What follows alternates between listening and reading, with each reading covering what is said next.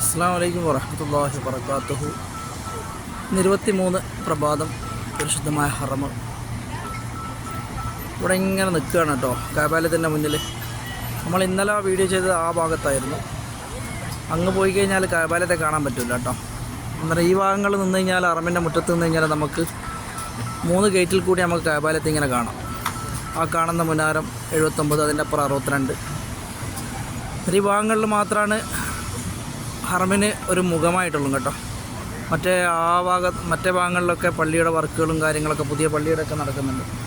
റബ്ബിൻ്റെ അനുഗ്രഹം ഉണ്ടാവട്ടെ എല്ലാവർക്കും. പരിശുദ്ധമായ ഹറമിലേക്ക് സൂര്യൻ്റെ കടന്നു വരവ് ഇങ്ങനെ കാണാം.